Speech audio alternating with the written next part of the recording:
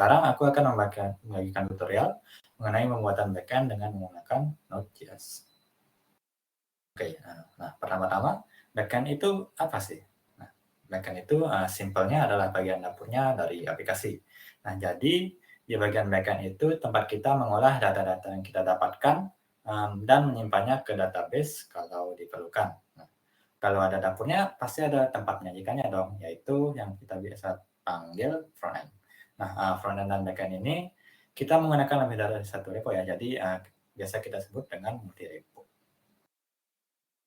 Nah, lalu kenapa kita pakai multi repo? Kenapa nggak dijadiin monorepo saja atau backend dan frontend-nya dijadiin satu saja? Nah, di sini keuntungannya pakai multi repo atau dengan backend itu kita bisa manfaatin backend ini untuk aplikasi di berbagai platform. Nah, jadinya selain di web app, kita bisa manfaatin backend ini untuk Android, iOS, dan lain-lain karena sudah ada pusat pengolahan datanya gitu. Dan data yang kita pakai ini pasti bakalan sama. Nah, contohnya itu mungkin saya ambil Tokopedia ya. Nah, kalau kita masukin barang ke keranjang belanja kita di Tokopedia, pakai webnya, pasti di aplikasi Tokopedia Android atau iOS yang kita pakai itu, barang itu juga sudah dimasukkan ke keranjang juga. Nah, ini karena pusat pengolahan datanya atau backend-nya itu sama, jadi data yang pakai itu bakal sama juga. Nah, terus kenapa pakai Node.js bukan framework lainnya? Nah, di Node ini kita juga memiliki banyak keuntungan ya. Yang pertama itu ya lebih mudah dipelajari. Nah, kalau kita lihat dari sintaksnya, JavaScript itu lebih mudah dipelajari dibandingkan dengan Java, PHP, atau bahasa lainnya. Kalau dari saya lebih mudah Python sih, tapi secara personal saya lebih suka Node karena lebih rapi gitu sintaksnya. Dan kemudian yang kedua ada highly scalable. Nah, perusahaan itu biasanya mulai dari kecil dan fitur-fiturnya itu pasti terbatas. Nah, seiring dengan waktu pasti akan lebih banyak fitur lagi yang ingin disajikan oleh perusahaan. Nah, dengan Node kita bisa dengan mudah menambahkan fitur tersebut. Kemudian yang ketiga yaitu handle simultaneous task. Oke, nah ini karena proses di Node.js itu non-blocking dan mendukung fungsi asinkron. Nah, hal ini membantu mempercepat aktivitas server karena proses itu biasanya dia single thread, alih-alih menggunakan metode antrian atau queue. Nah, ini adalah tools yang akan kita pakai. Hanya dua ini saja, yaitu VS Code untuk code editor dan Postman. Kita akan melakukan testing untuk API backend yang sudah kita buat. Mungkin kita langsung hands-on saja.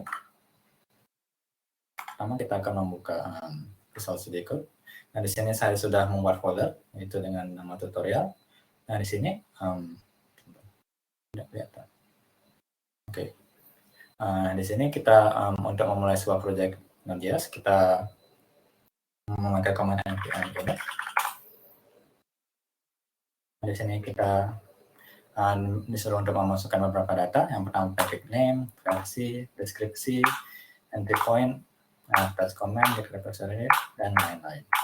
Nah, di sini saya skip saja agar lebih cepat. Dan ini adalah hasilnya. Di sini akan ada package JSON yang merupakan isi dari package kita.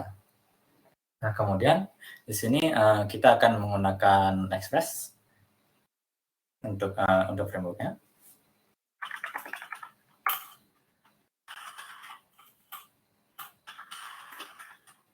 Kita akan menginstal Express dengan menggunakan npm. Ini sudah ditambahkan ke sini.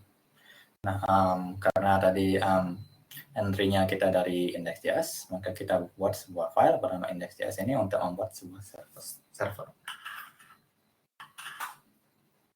Di sini kita akan mulai untuk membuat sebuah server sederhana terlebih dahulu. Mungkin saya akan coding terlebih dahulu ya, nanti kira-kira mungkin saya jelasin.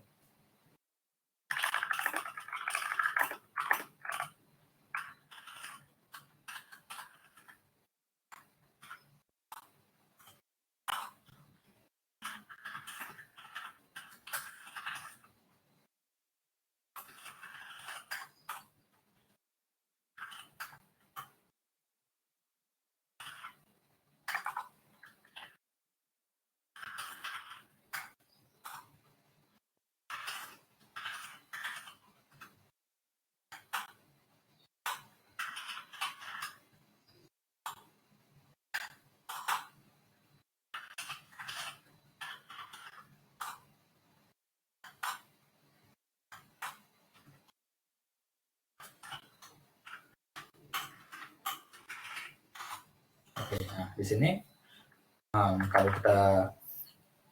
kita mulai gitu apa namanya aplikasi Node-nya, tidak kelihatan di sini. Kita bisa mulai servernya dengan menggunakan command node dan serta nama filenya yaitu index. Dan di sini kita bisa lihat kalau servernya ini sudah mulai di port 3000 yang sudah kita tentukan. Nah, apa yang saya lakukan di sini itu kita pertama-tama kita melakukan import express, body parser, HTTP, dan itu saja. Oke. Nah, express ini untuk frameworknya. Kemudian body parser ini kita untuk membaca data yang diparsing ke backend. Jadi nanti kita akan membaca body, terus URL-nya dan lain-lain. Kemudian HTTP ini untuk memulai server. Oke, gitu aja. Mungkin kita sekarang membuat untuk satu endpoint dulu ya, yaitu endpoint dasar, yaitu untuk get. Di dalam get ini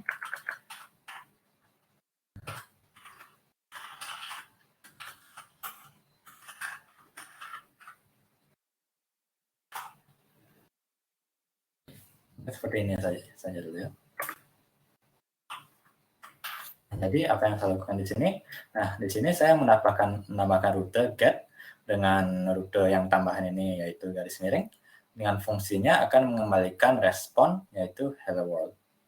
Nah, mungkin kita coba saja untuk di browser. Tadi saya mulainya di localhost 3000. Jadi kalau saya misalnya ketikkan localhost di sini, nah, dia akan muncul seperti ini. Yaitu respon yang kita send, yang kita kirimkan yaitu hello world. Nah, kalau kita misalkan menggunakan Postman, akan nambahkan request baru. Yaitu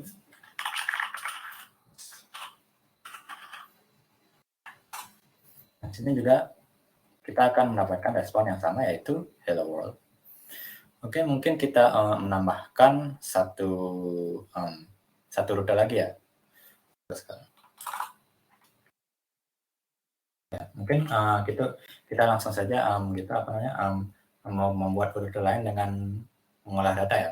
Nah, untuk sekarang kita belum menggunakan database ya. Jadi kita menggunakan in-memory data terlebih dahulu.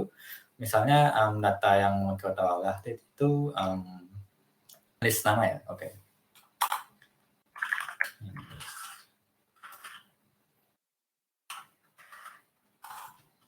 Nanti setelah saya selesai kodenya saya akan jelaskan.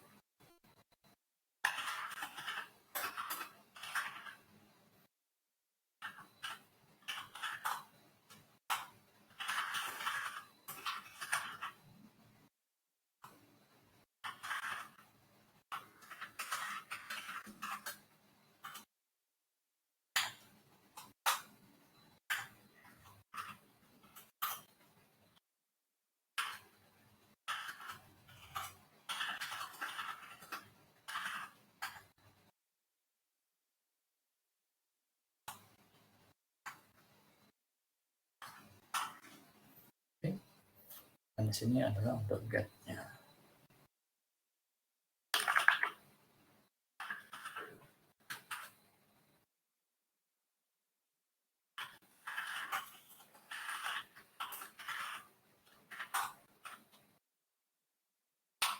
Oke. Nah, di sini saya akan menjelaskan beberapa hal. Nah, di sini kita memakai in-memory data, yaitu sebuah array yang merupakan dengan nama variabel nameless. Kita akan menyimpannya dengan nama itu. Dan kemudian di sini kita ada dua rute, yaitu rute yang sama, tapi metodenya itu berbeda. Nah, yang pertama itu dia get, dan yang kedua yaitu post. Nah, bedanya apa?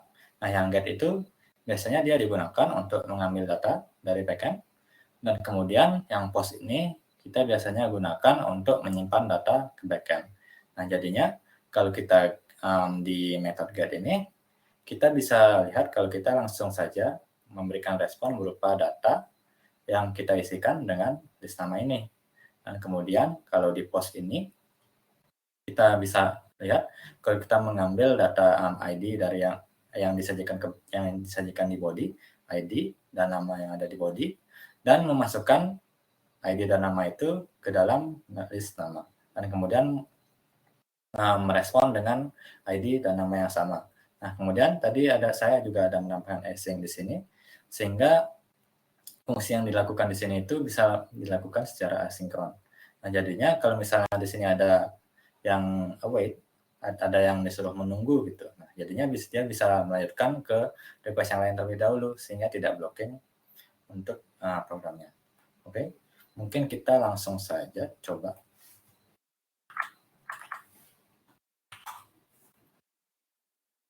Pakai di sini saja.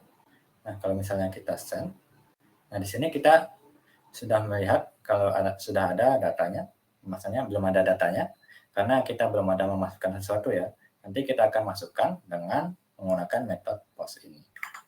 Oke, mungkin kita lanjutkan saja untuk menambahkan. Nah, di sini untuk di postman ini kita bisa mengubah metodenya pada di sini. Kita ubahnya di post dengan endpoint yang sama. Dan tadi saya di sini ada melakukan request untuk ID dan nama. Jadi kita di body ini kita ubahnya di raw dan JSON. Nah, kenapa kita pakai JSON? Karena yang JSON ini paling mudah dipakai dan paling banyak digunakan oleh developer. Oke, kita masukkan saja. Nah, format JSON itu seperti ini. Itu ada ID, file 1, dan name.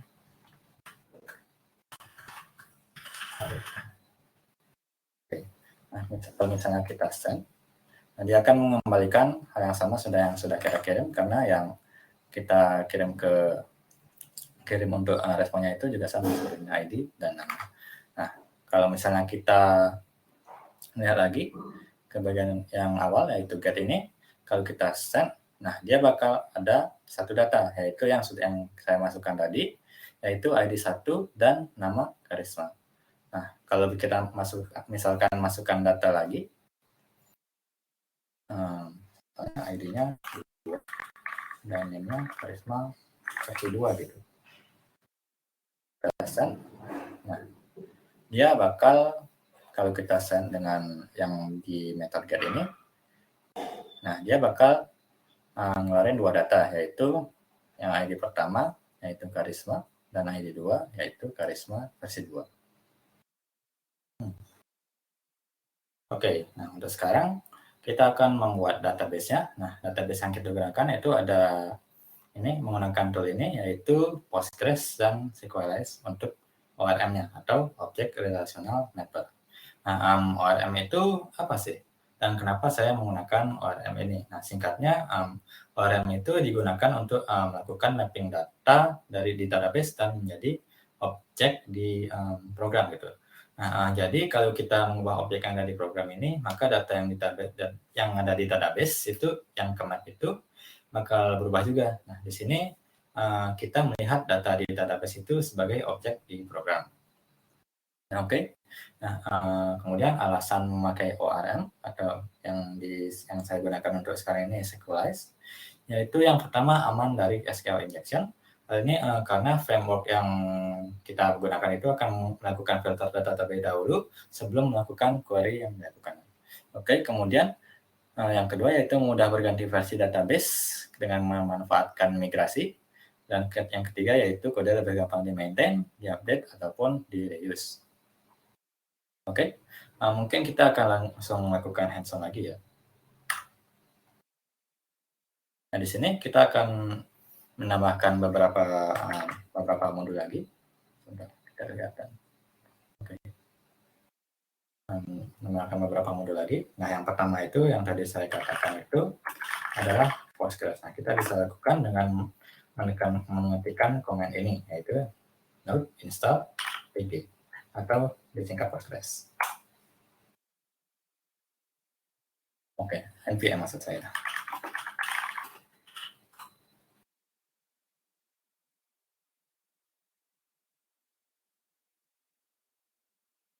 Oke, dan kemudian sequelize. Kita lakukan dengan command ini.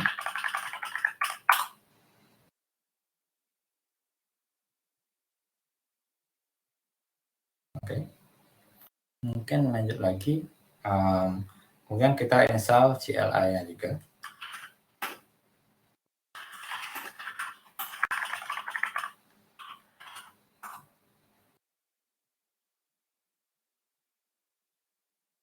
Oke, nah sudah selesai. Nah, hal pertama yang kita lakukan itu kita harus membuat database di Postgres. Nah, contohnya mungkin apa ya? Mungkin kita buat database mengenai sekolah ya. Ada student atau siswa, dia bakal memiliki atribut nama, terus semester, terus ada kelas, yaitu ada nama kelasnya dan ada apa lagi ya? Mungkin lokasinya ya. Oke, kita ke command prompt dulu. Di sini saya sudah menginstal Postgres, jadi saya bisa langsung melakukan command-nya. PSQL untuk Postgres.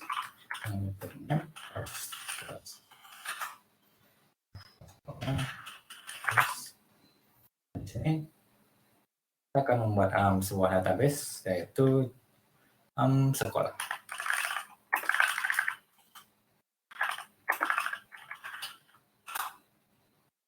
Oke, sudah ada dan kita langsung pakai saja.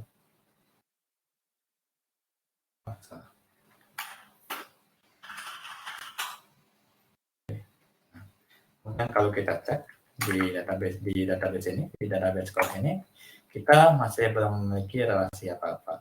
Nah, di sini kita akan membuat relasinya dengan melakukan coding di sini. Oke, yang pertama hal selanjutnya yang kita lakukan adalah melakukan inisialisasi untuk sequelize ini. Nah, sebentar.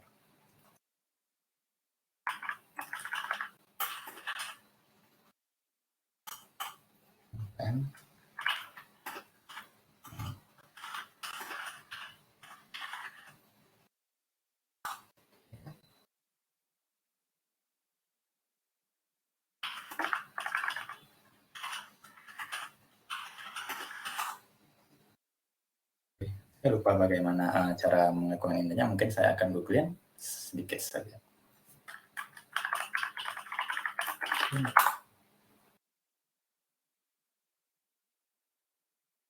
Oke, ini dia.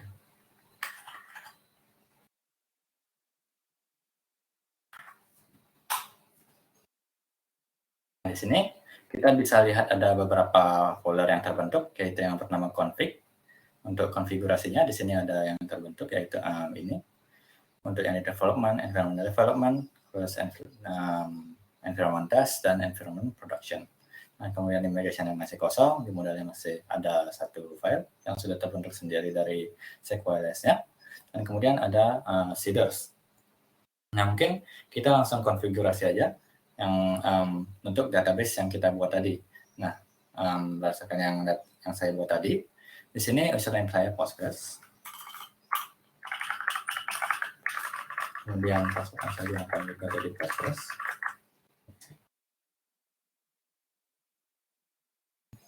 Kemudian database-nya tadi saya tentukan sekolah. Kemudian hostnya ini karena kita masih di lokal saja, jadi local host. Kemudian dialeknya yang kita gunakan yaitu Postgres. Kemudian data ini kita copy saja ke environment lainnya untuk sekarang.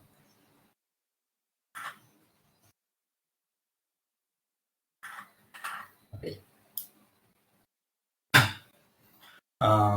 Sekarang kita akan buat koneksinya ke database tersebut. Jadi di folder config ini kita membuat satu kode yaitu database.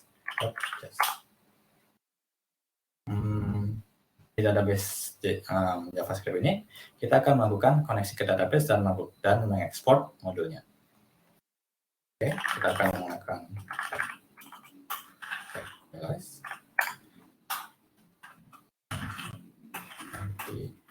sekarang environment yang kita pakai itu adalah development, kemudian config,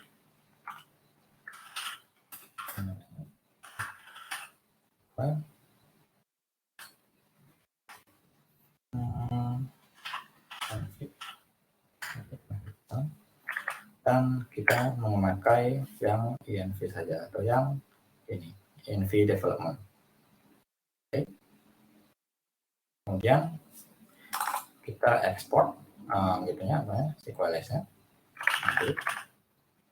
Ekspor.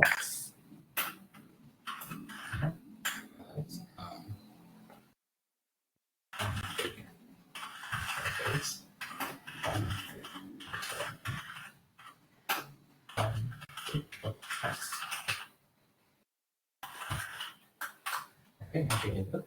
Nah, di sini gunanya dari model ekspor sini apa? Nah, jadi kita melakukan ekspor satu variabel, yaitu variabel ini.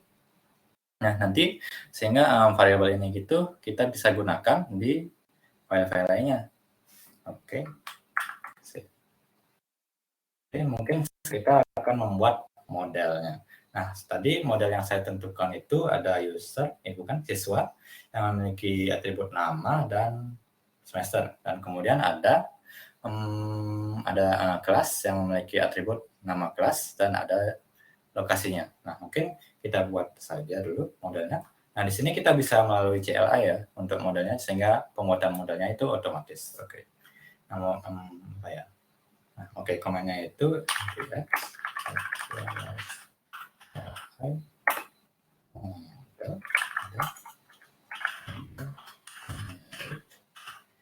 di siswa.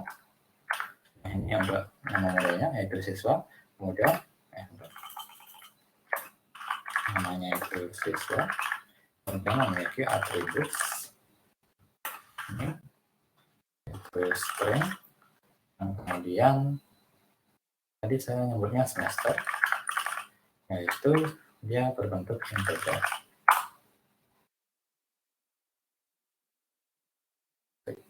Oke, saya ada typo sedikit di sini, seharusnya kayaknya adalah atribut. Oke, nah di sini kita sudah bisa lihat ada beberapa file baru yang terbentuk. Nah, di migrasi ini kita gunakan untuk memasukkan database ini, memasukkan tabel baru ke database-nya, dan kemudian di bagian model ini sebagai representasi data dari database itu ke programnya. Nah, jadi kalau misalnya kita jalankan migrasinya nanti, dia bakal nge-create sebuah tabel di sini. Mungkin kita migrasinya nanti dulu ya. Jadi kita buat semua modelnya terlebih dahulu. Nah, kemudian yang kedua itu saya tentukan tadi ada kelas. Jadi namanya kelas, dan kemudian atributnya name, string, dan kemudian location. Location itu juga string. Oke, sudah terbentuk.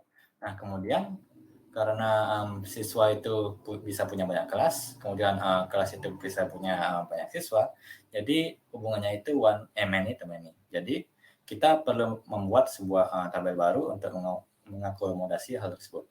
Jadi siswa bisa punya banyak kelas, kemudian kelas bisa punya banyak siswa.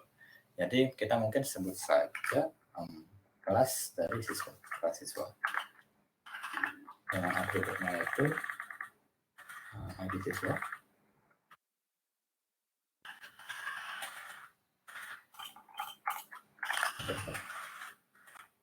Dan ID kelas. Itu integer juga. Oke. Nah, kita sudah membuatnya di sini. Jadi, nah di bagian sini karena kita belum melakukan set reference key-nya, foreign key-nya, maka kita perlu melakukan perubahan sedikit di bagian sini. Jadi untuk ID siswa itu foreign key-nya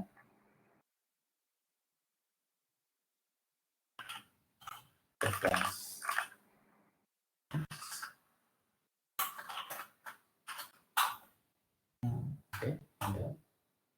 Oke, jadi kalau kita lihat di sini ID siswa itu merupakan foreign key dari model siswa. Nah di sini karena tadi secara otomatis jadi Sequelize-nya menambahkan S di belakangnya ini. Jadi foreign key dari model siswa pada key ID. Nah kemudian untuk di kelas juga kita lakukan hal yang sama.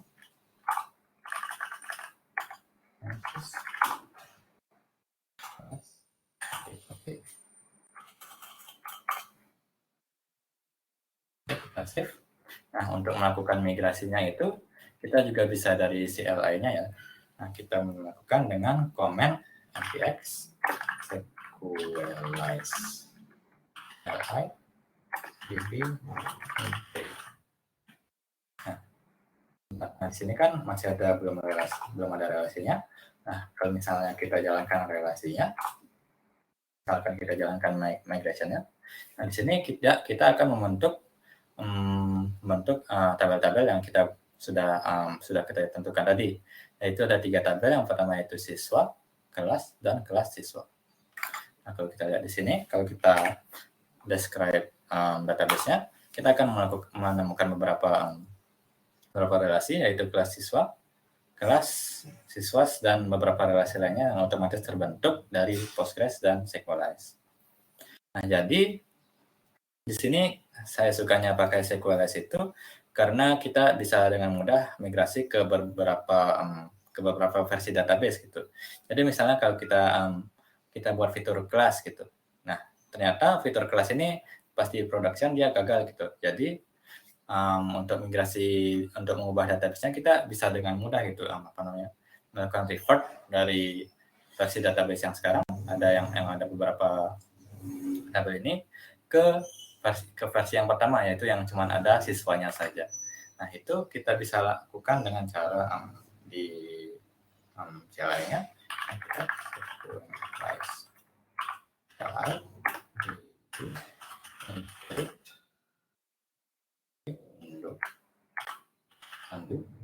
ke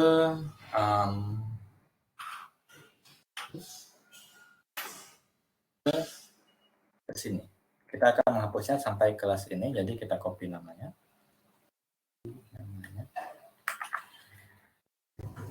Sini.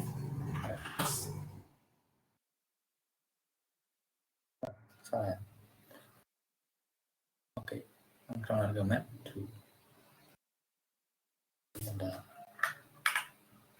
Saya lupa juga bagaimana cara melakukan undo-nya. Mungkin saya lihat di sini saja. Undo. Oke, saya lupa awalnya.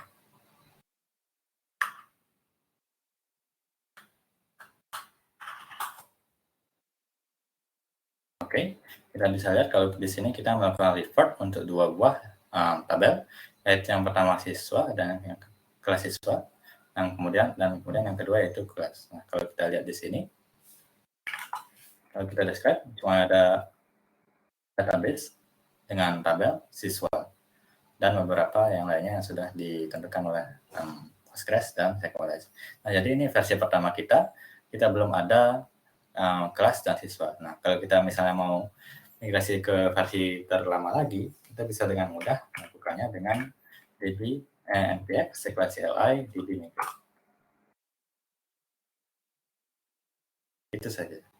Jadi kalau misalnya kita subscribe lagi bakal kembali lagi. Nah, seperti itu. Nah,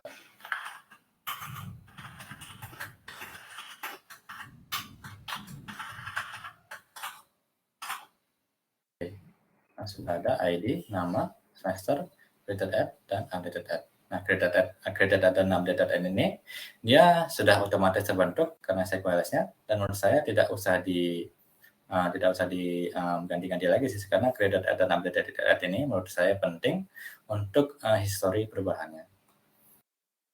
Oke, mungkin kita sekarang buat beberapa rute di backend-nya ya. Nah, kita buat folder baru yaitu routes. Yang pertama, kita mungkin buat untuk kelasnya, bukan, untuk siswanya saja dulu. Oke, kita bentuk. Kita melakukan coding terlebih dahulu. Tunggu sebentar.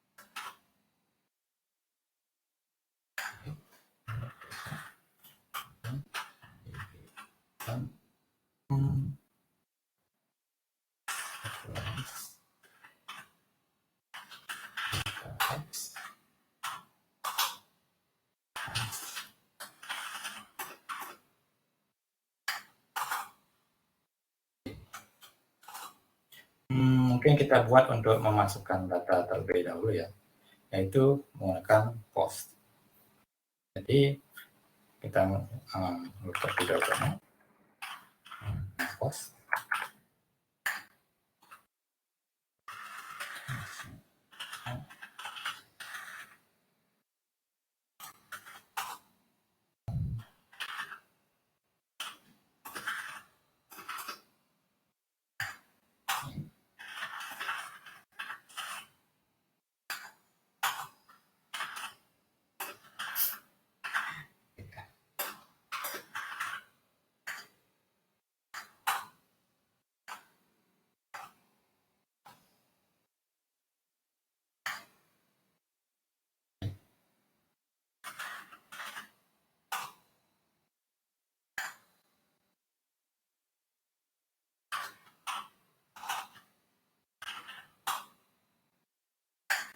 Oke, nah sekarang saya akan menjelaskan apa yang saya lakukan. Jadi kita di sini memerlukan SQLite, kemudian koneksi database yang kita perlukan. Kemudian untuk model ini kita inisialisasikan melalui model yang kita buat tadi, yaitu yang ini. Mana dia? Dan kemudian kita melakukan koneksi ke database-nya dengan SQLite database ini. Dan router ini dia untuk membuat router baru dari Express-nya. Nah, jadi kita bisa gunakan hal yang sama seperti app tadi. Jadi kita membuat satu rute baru, yaitu post dengan rutenya ini. Dengan fungsinya itu, kita mengambil nama dari bodinya, kemudian mengambil semester dari bodinya juga, dan kemudian ini adalah sintaks untuk memasukkan data di SQLite. Jadi kita tidak memudahkan sintaks dari SQL-nya. Jadi await siswa.create name, kita masukkan name dan semesternya, dan kita kemudian kembalikan dengan respon siswa. Dan kemudian kita ekspor routernya ini sehingga bisa dipakai oleh yang lainnya. Jadi kalau misalnya kita di index.js-nya, mungkin kita hapus ini saja dulu ya.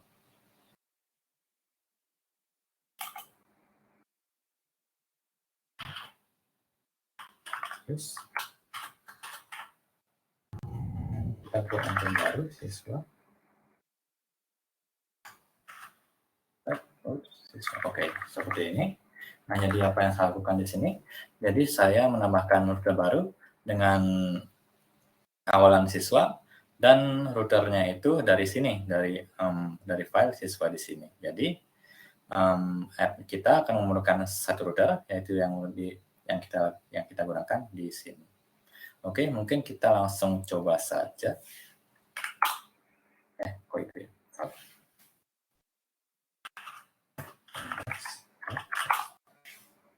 Kita jalan servernya. Kita buat collection baru, yaitu untuk ini. Buat request-nya. Request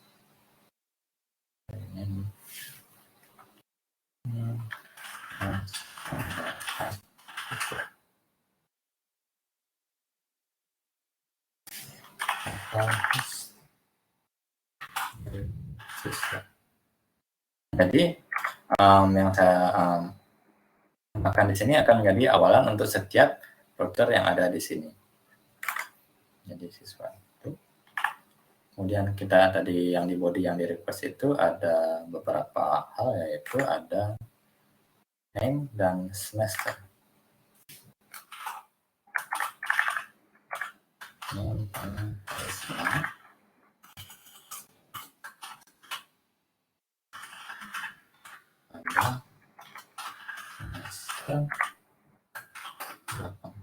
Nah, oke, kalau misalkan kita melakukan request, nah dia akan mengambilkan data yang sudah kita masukkan lagi tadi, yaitu ID 1, Karisma, semester 6, dan BCTF-nya.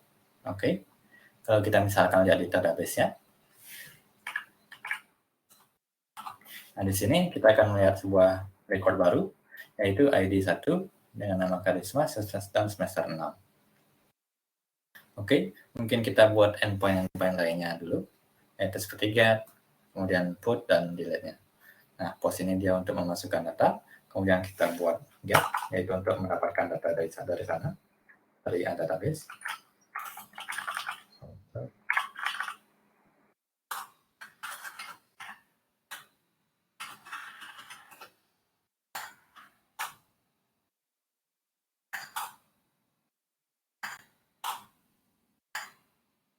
Oke. Nah, ini adalah fungsi yang cukup simple. Jadi kita akan melakukan find untuk semua yang ada di database siswanya. Kita save, kemudian kita jalankan servernya lagi. Kita membuat request baru. Oke, mungkin saya jelaskan sedikit di sini. Nah, di sini kita akan melakukan pengambilan semua data yang ada di tabel siswa. Jadi kita di sini di sintaks SQLize-nya itu kita masukkan ke variabel siswa, ke konstan siswa, yaitu kita siswa dot find all. Jadi kita di sini mengambil semua data yang ada di database dan mengembalikan semua data itu. Oke.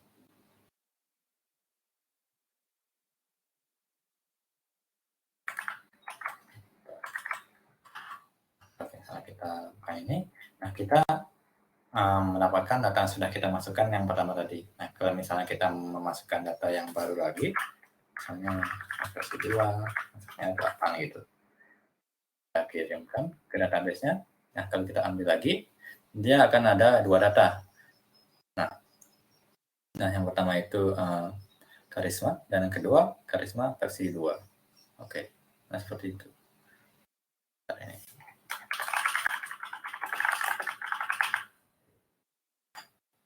Kemudian kalau di kampus itu kan mahasiswanya itu bakal ada banyak ya. Jadi kalau misalnya kita ambil semuanya itu rasanya bakal kurang efisien gitu ya. Jadi kita bakal ada tambahin beberapa query untuk melakukan saringan gitu. Jadi kita akan melakukan pagination sehingga nantinya kita hanya akan mendapatkan beberapa siswa saja yang kita butuhkan, misalnya 10 gitu. 10, kemudian di page 2 ada 10 lagi, kemudian di page 3 ada 10 lagi gitu. Jadi nggak semua datanya itu kita langsung ambil gitu, jadi lebih ringan. Kemudian, jadi kita ubah di bagian sini. Yang kita butuhkan itu ada page.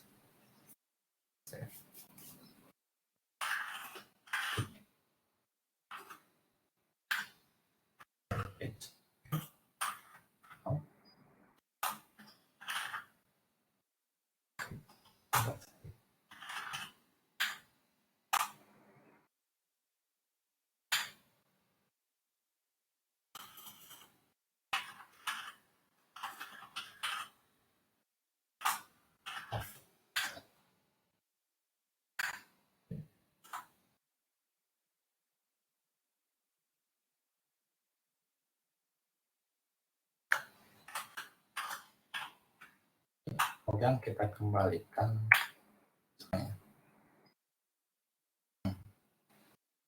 Mungkin seperti itu.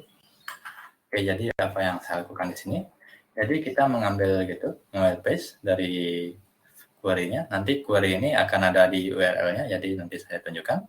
Kemudian limitnya 10. Ya, kalau misalnya tidak kita tentukan, page-nya ini dia akan mengembalikan 0. Dan kemudian limit ini kalau kita tidak tentukan, maka dia akan mengembalikan 10. Dan kemudian pada query-nya, untuk deserialize-nya, kita akan menggunakan find and count all. Nah, ini itu apa?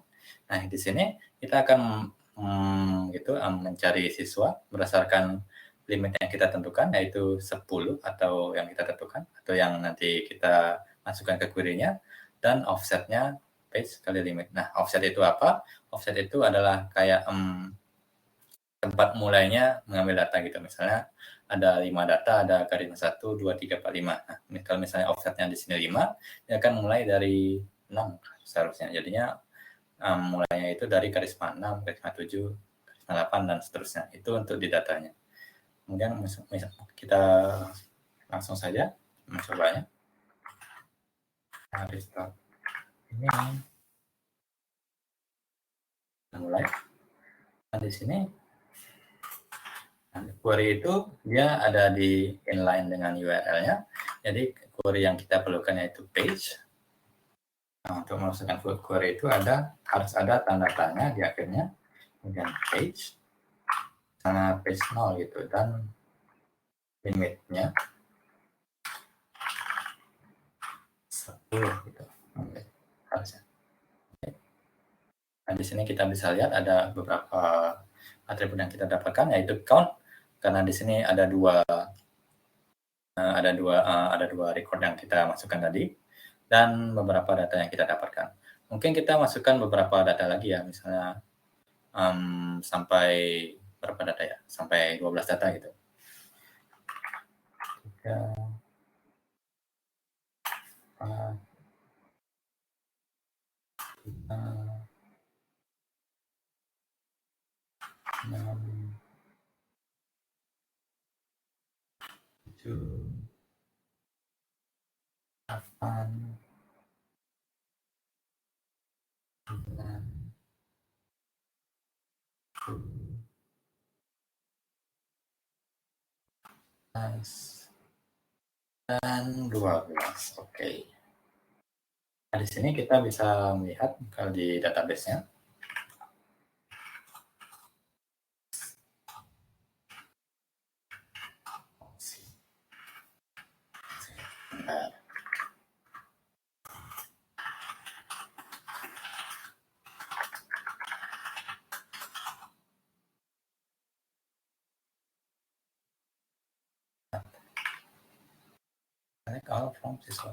Oke, nah di sini ada 12 data yang sudah ada di tabel.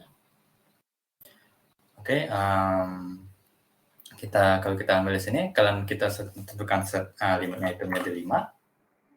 Nah, di sini kita akan mendapatkan 5 data saja, yaitu 1, 2, 3, 4, dan 5 saja. Dan count-nya di sini berarti seharusnya ada 12 data. Jadi nanti kalau misalnya kita melakukan pagination di front end-nya itu, kita bisa tahu nih berapa jumlah page yang kita tentukan, yang kita butuhkan. Jadi kalau di sini kita membutuhkan 3 page, yaitu page 0, page 1. Nah, page 1 kita mulai dari 6, 7, 8, 9, 10. Dan kemudian page 2, yaitu 11 dan 12. Nah, begitu. Jadi di sini efeknya itu jadi lebih ringan. Jadi nggak semua siswanya itu dikembalikan. Kita mengembalikan beberapa saja. Mungkin kita lanjut untuk membuat beberapa rute lain, yaitu untuk mengedit, untuk mengupdate dan menghapus data yang ada di database. Oke, kita tambahkan beberapa yang lain. Nah, put ini kita gunakan untuk mengupdate isi yang ada di database.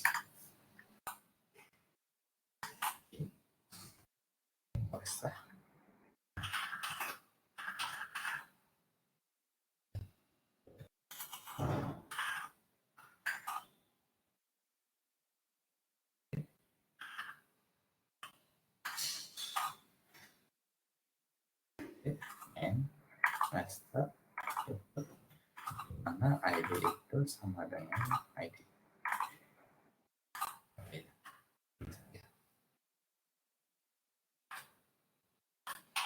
Oke, nah di sini ada beberapa hal yang saya lakukan, yaitu merequest params. Nah, params di sini agak mirip dengan query, tapi dia agak berbeda. Jadi di sini dia cuma bisa mengambil satu saja, yaitu ID ini. Untuk ID ini kita ambil parameternya, kemudian kita ambil di bagian bodinya, kita ambil ada nama, kemudian ada semester juga. Dan kemudian ini adalah query update untuk di SQLize, yaitu siswa, di tabel siswa kita update nama dengan semesternya, dan kemudian kita di mana ID itu sama dengan ID. Jadi kita hanya mengupdate ID yang itu saja, yang satu saja. Dan kemudian kita mengembalikan respon berupa siswa, berupa array siswa yang kita dapatkan.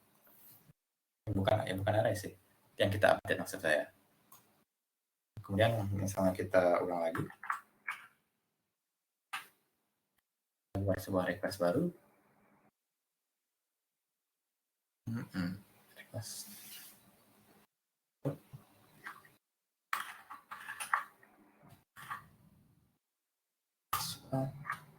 Misalnya kita mau mengubah siswa yang dengan ID 1 gitu. Jadi kayak gini, di parameternya itu kita langsung masukkan ID-nya 1. Kemudian di bagian bodinya ada beberapa yang kita butuhkan, yaitu nama dan semester.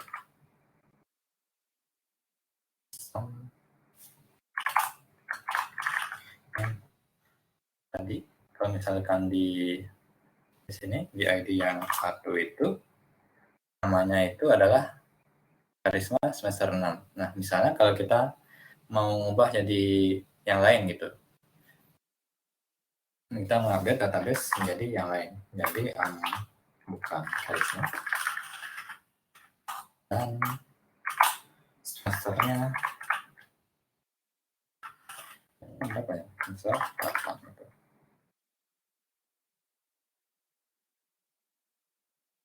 Nah, kita set. Oke. Ini responnya tidak sesuai dengan yang kita harapkan ya. Jadi mungkin kita ganti saja nanti. Dan kemudian kalau misalnya kita dapatkan data siswa dengan ID 1 itu, nah di sini bentar. Oh, dia berubah jadi yang paling belakang harusnya. Nah, data dengan yang ID 1 itu dia berubah menjadi bukan Karisma dengan semester 8. Nah, di sini kalau misalnya kita cuma ada satu ini saja, kalau misalnya semesternya nggak kita butuhin, kita sebenarnya bisa melakukan update seperti itu juga. Misalnya bukan Karisma gitu. Nah, itu oke. Ada error sini. Nah, sudah berhasil. Nah, dan kita dapatkan lagi, dan kita ambil lagi. Nah, di sini datanya ada ID 1 yang namanya bukan Karisma dengan semester yang tadi saya ubah yaitu semester 8. Nah, di sini jadi saya mau ubah responnya menjadi yang tadi tidak sesuai ID seperti itu. Kita ubah lagi.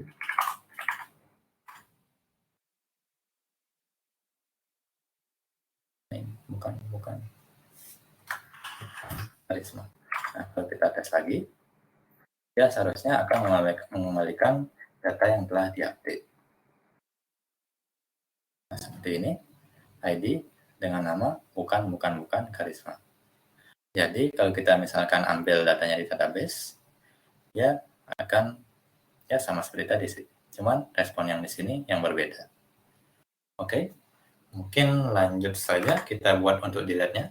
Jadi kita akan menghapus di database. Nah, sebentar. Kaki saya pegang. Oke, kita tambahkan untuk menghapus database.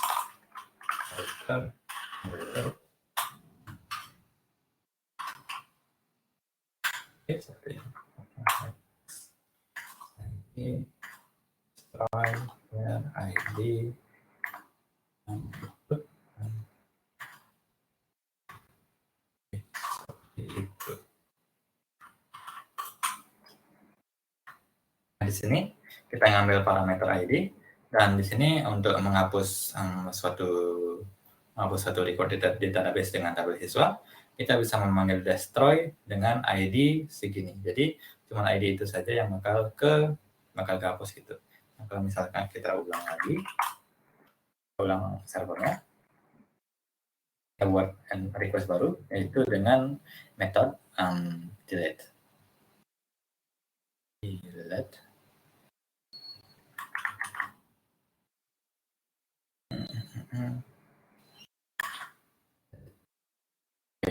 Nah, di sini kalau misalkan kita ingin menghapus data siswa dengan ID 1, misalnya kita lihat di database-nya itu ada dengan ID 1, kalau misalkan kita jalankan di ini, dia harusnya bakal terhapus.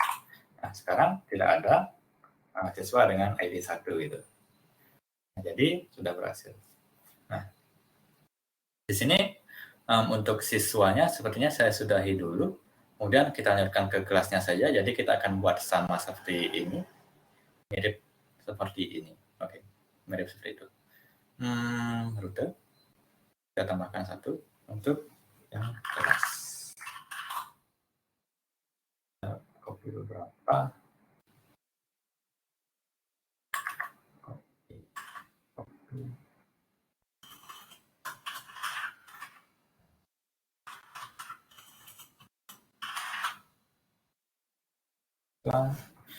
Endpoint mungkin kita copy saja karena agak mirip.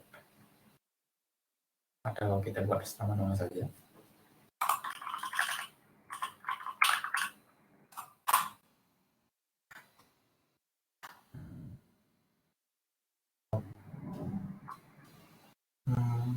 Host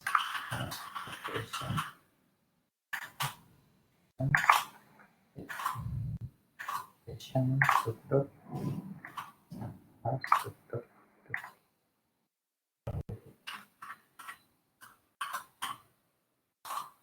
dan untuk get-nya tadi, tapi sepertinya di sini kita tidak memerlukan pagination karena seharusnya data kelas itu kalau kita tahunya sedikit ya. Jadi kita di sini bisa langsung find out saja.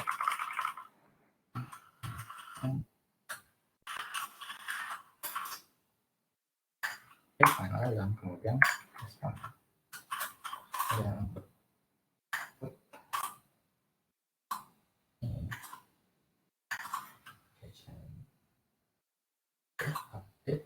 nama location tutup where ID sama dengan ID dan send tutup. Oke. Sama ini mirip seperti tadi yang bagian siswa. Oke, sekarang untuk di data.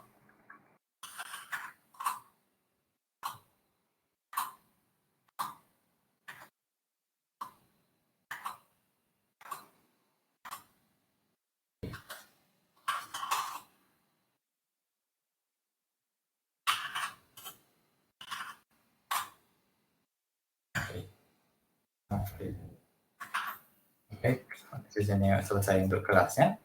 Kemudian kita masukkan kelas ini di bagian di index.js-nya.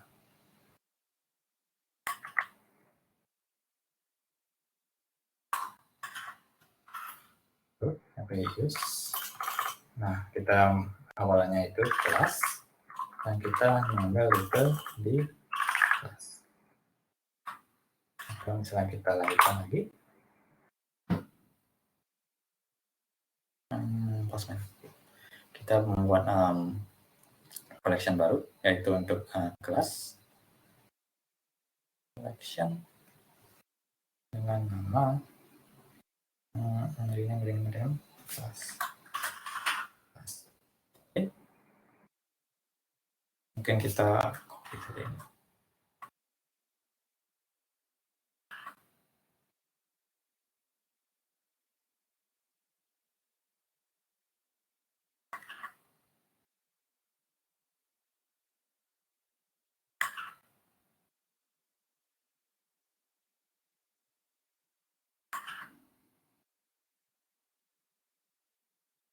Oke, ini saya lupa renam tadi.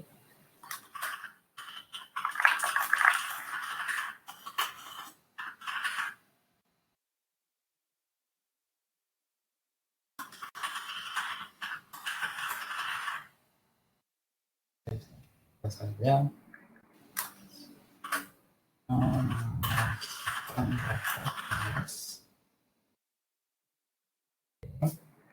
mengambil data kelas, mengupdate data kelas, dan yang terakhir adalah menghapus data kelas. Oke, di sini kita edit untuk endpoint-nya. Itu di sini yaitu kelas. Dan dari request body-nya ada name dan location. Nah, misalnya kita mau kelasnya itu misalnya kelas bahasa Inggris gitu. Kelas bahasa Inggris dan letaknya ada di tab 5.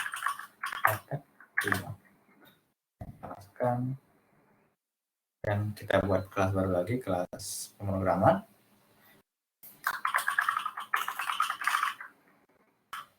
Dan ada di tab 5 juga. Nah, untuk sekarang mungkin ada dua kelas itu. Yang di sini juga sama. Kita ubah di sini. Nah, kalau kita batch untuk mengambil data kelasnya, ya akan ada dua data yang barusan kita masukkan, yaitu yang pertama kelas bahasa Inggris dan kelas bahasa pemrograman. Dan kalau kita mau update dengan ID 1 gitu.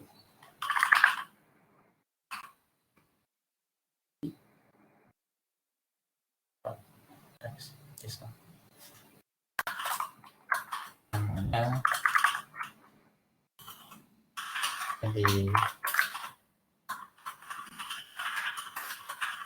lanjut seperti itu. Oke, sudah berubah. Kalau kita get lagi, nah dia akan bahasa Inggrisnya akan berubah menjadi pemrograman lanjut. Kemudian misalnya kalau kita mau hapus hapus kelas yang dengan ID 1,